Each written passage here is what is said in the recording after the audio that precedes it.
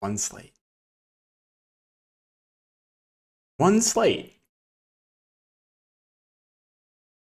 One slate. I guess it's too much to ask for just one slate where I don't get an injury or random massive foul trouble. One slate. This is the preseason, not the regular season. Regular season, foul trouble, a little bit more common. This is the preseason where I've been dealing with massive foul trouble and guys using huge minutes because of it. This is the preseason where guys are not playing normal minutes, and I'm still getting massive foul trouble and injuries. This is now my 9th injury, I think, in 4 days. 9. I built one lineup, 9 injuries. Zion injured.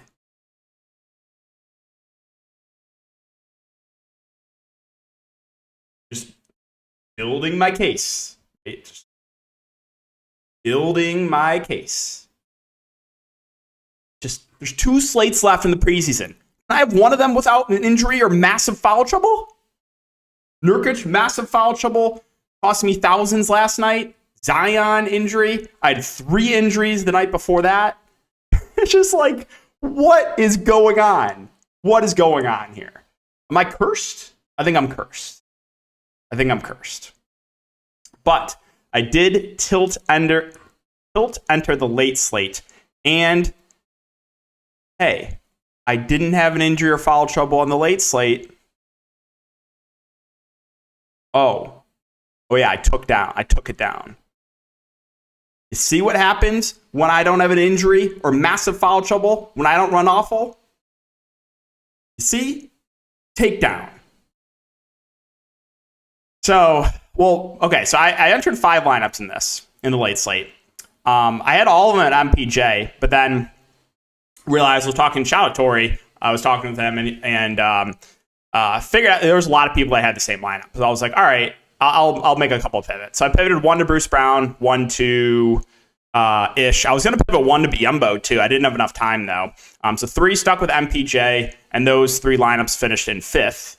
And I pivoted 1 to Ish Smith, and that ended up saving my night. So again, shout out to Tori there, Tori Goat. But yeah, we split takedown $700. Again, no injury or no massive foul trouble. First place in large field tournament. So my lineup in the late slate was Dwayne Washington, Damian Lee. So Phoenix technically had 10 available players. They had 2 guys they just signed the other day in Arms and Saban Lee. Saban Lee played a few minutes. Arms didn't end up playing at all. Had I known that, then I probably would have gotten to one more Sun, to be honest. Like, I probably would have got to Biyombo, too. I made a post how I said Lando and Biyombo were my 2 favorite Suns. They both absolutely smashed. LeBron and AD were both solid, almost 50 fantasy points in 3 quarters. D'Lo was good. Naz Reid being only 50% owned on the late slate is just criminal. With no Cat and no Gobert, only 50% Naz Reid, and then Ish Smith rounded it out. So takedown on the late slate. The main slate, I'm mad at. Well, number 1, injury to Zion. Zion played 11 minutes. Okay, there's a few things that tilt about here. And I'm actually pretty mad. All right. So Zion injured in 11 minutes. Probably would have cashed in tournaments here in the main slate. But also, Miami Heat. Ooh-wee. Miami Heat. Literally, hold on. The literal Miami Heat account. Beat writer said, dress rehearsal. And literally, the account tweeted, before the game, dress rehearsal. Let's see, I might have to scroll back a little bit. Why are you tweeting so much? It's the preseason. Like, why are you tweeting so much? Miami Heat account. Why? Where is it? End of the first quarter. Literally. Yeah. Starting lineup. Literally the team account said dress rehearsal. And again, the beat writer said it too. I have a low-owned Bam Adebayo. Absolutely smashing. No way is he coming back. No chance. 2.5 quarters for Bam.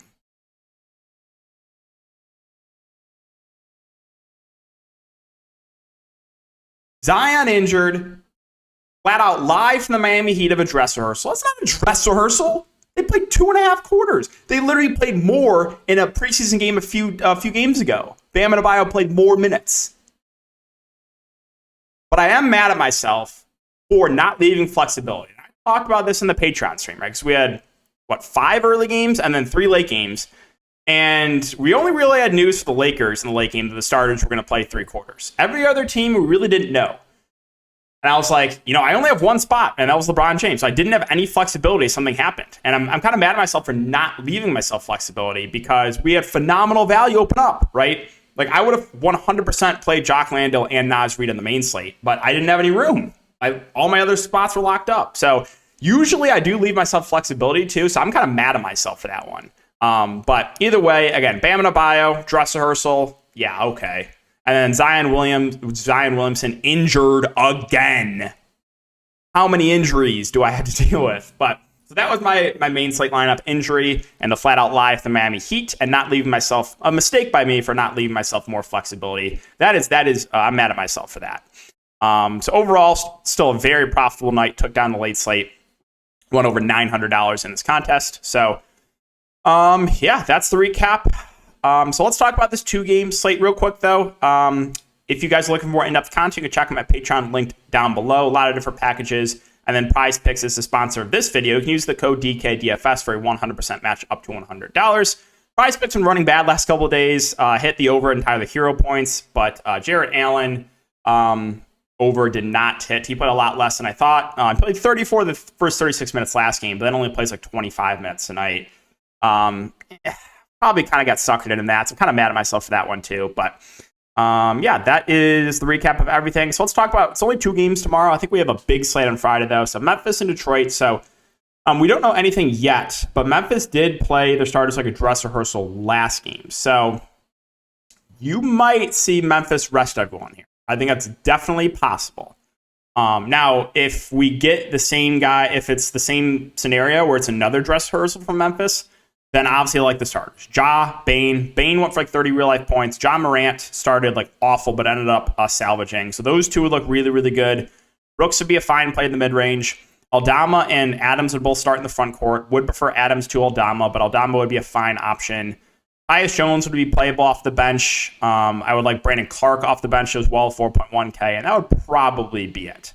Now, if they end up resting a lot of their main rotation guys, then it could be a game where we're playing guys like Kenny Lofton and David Roddy and Kennedy Chandler. Right? We kind of saw that. I think it was the first game Memphis didn't play most of their guys. So we'll keep an eye on that because they did run the dress rehearsal already. So you might see Memphis rest almost everyone. On the Detroit side, well, they've now had back-to-back games where they've played their starters like a normal game. And we haven't gotten any news beforehand of that. Like Dwayne Casey, just tell us, man. Why is it so hard? Why? But so if we're going to get similar minutes again, then the Pistons starters look great. Cade Cunningham and Jaden Ivey would probably be the top options. Ivey didn't have the best game last game, but he's playing huge minutes, played 30 minutes last game. Cade has somewhat struggled as well, but if he's going to play like around 30 minutes, you got to have interest in the 2 Pistons guards. Sadiq Bey would rank behind those guys, but still would be a viable option. Isaiah Stewart would be a solid play in the mid-range. He's been starting at the 5. Marvin Bagley is out, so Jalen Duren should get the backup 5 run. He's only 4.8K. I do have some interest in him. Killian Hayes had a really big game off the bench. He's 6'3". I think he is viable as well. I don't know if there's anything else I want to go to, though, for the Pistons. I don't really want to go to Braxton Key. I don't think he plays enough. I don't want to play Dusty Corey Joseph. So mainly would be the top end guys here for the Pistons. All right, OKC and the Spurs. So We just never get any news from Oklahoma City either. We sometimes don't even get the starting lineup until a couple minutes before lock because competitive advantage. A coach deserves to be fired for saying something like that in the preseason too. If you missed it, the Thunder coach literally said, "Oh, we're not going to release a starting lineup beforehand because it would give we want a competitive advantage. We don't want to let our opponent know who we're starting." It is the preseason. The preseason. And first, okay, number one, that is against the rules. That's been a rule for 3 years now. You need the starting lineup 30 minutes before lock. And number two, it is the preseason. But once I figure out how to pronounce the Thunder coach's name, he is definitely added to the list. I just do not know how to pronounce his name. All right, Josh Giddey, 7.8K. So he's been, again, I played him one game. No way is he coming back. He's done at halftime. No news of it, though. Other games he's been playing into the second half, so who knows? If Giddey plays in the second half, I like him a lot. Lin Williams, the guard, has played really well. He moved in the starting lineup last game, went for 16, 7, and 3, and 3 steals in 28 minutes. I do have some interest in him. Man's going to chuck when he's out there, a little bit scoring dependent, but does have a high ceiling. Dort, another guy that, again, relatively scoring dependent, but is a fine option. They started JRE, but he didn't play a ton. He is the flat man price. Like, he's a fair value. You have guys like Pokashevsky and Bazley come off the bench. They played pretty big minutes. They both look fine. Point per dollar might prefer Bazley to Pokashevsky. Usman Jane got a little bit of run off the bench. I think he's an okay contrarian option. Aaron Wiggins was in the rotation as well, but probably prefer some of the other guys that I mentioned. And rounding out with the Spurs, who have been basically just playing the starters like 20 minutes a game. Now, I will say in the last preseason game of the year last year, the starters minutes did bump up to like high 20s. We'll keep an eye on it. If the starters are going to play more, then it's Keldon, it's Vassell, it's Trey Jones, and Spertle, really that I want to look to. Keldon and Vassell should get a lot of shots up. They both shot very well last game. Trey Jones will run the point. He's a guy that has a relatively high floor. And then Jakob Poeltl, good rebounder, good shot blocker. Those would be the guys out of the most interest in. Zach Collins is in the concussion protocol. We'll see if he will be available. If not, you probably get back up 5 minutes for Roby, but for some reason he's really expensive. I don't know if I want to target anyone else on San Antonio. It's maybe a little bit interested in Primo, but they're playing so many guys, so typical of Pop, that outside of like the main guys, I just don't know if I want to get to any of the value. So, hey guys, that'll wrap it up for the video. Shorter one because it's only a 2-game slate, but can I just, since there's only 2 games, please, right? One slate without an injury or massive foul trouble.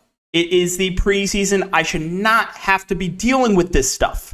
There's 2 slates left, and tomorrow, please, 1 slate. Thanks, guys, and I'll see you all back here to wrap it up the preseason on tomorrow for Friday's big slate.